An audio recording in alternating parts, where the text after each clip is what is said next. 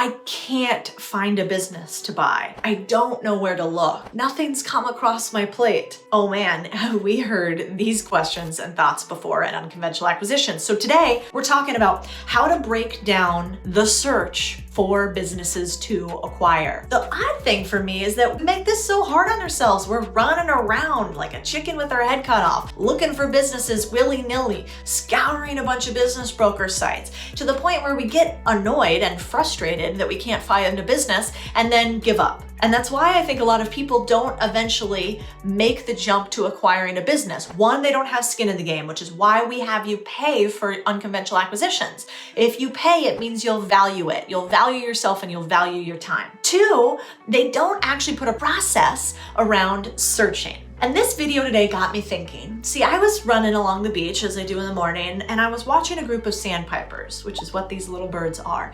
And these sandpipers were digging into the sand, right? In search for these little small crustaceans that they eat that are right underneath the surface of the sand. And the sandpipers will spend hours sort of scooping their little beaks along the sand looking for these little critters that make up essentially what they eat every day. And what I thought about it is I realized in finding a business, you gotta get a little dirty. You've gotta go out there and you've gotta have a consistent process, in my opinion, to at least be doing 20 minutes to 60 minutes of searching a day. And you need to do that for the first couple of weeks that you're in the buying a business game. You need to be like the sandpiper, looking right below the surface to try to figure out where those businesses are that you can acquire. The beautiful part about sandpipers and buying a business is it's not rocket science. You don't have to come up with some crazy algorithm or a unique idea or some sort of wizardry in order to buy a business. No, my friends, it's so much easier than that. Instead, all you have to do is be a persistent searcher. And so that's what I want to talk to you about today, is sort of my 4 rules for finding small businesses. I'm going to give you 4 ideas to go out and leverage and utilize. And let me tell you this, if you put these processes in place and you execute on them, you will find a small business to buy. And you may just find an incredibly priced small business to buy because there are over 2.5 million businesses waiting for you. They're waiting for you.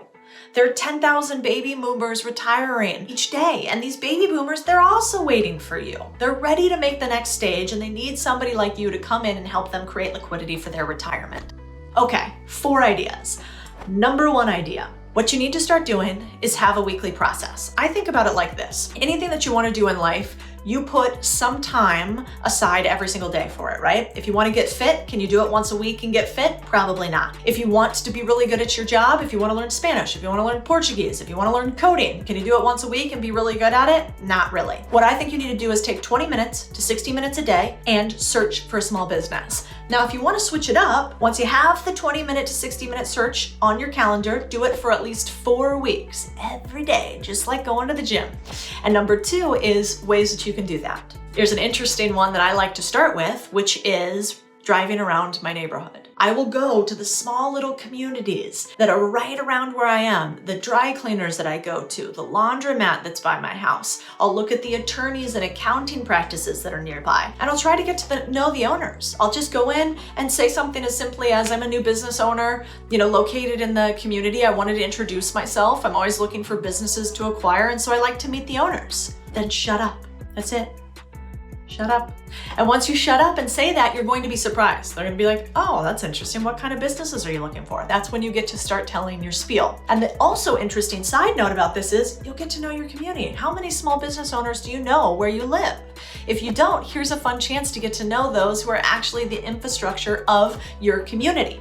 So that's number 2. A third way that you can go out and do it is, say you're behind the desk and you gotta be on a ton of Zoom calls because I guess for some reason during the pandemic, we need to be on 57 more Zoom calls than we took meetings pre-pandemic. But that's besides the point. While you're on one of those useless Zoom calls, spend 20 minutes and have a process for combing through business broker sites. As you comb through those business broker sites, I want you to take a few of the businesses that look interesting and start a file. That file should look like Excel spreadsheet.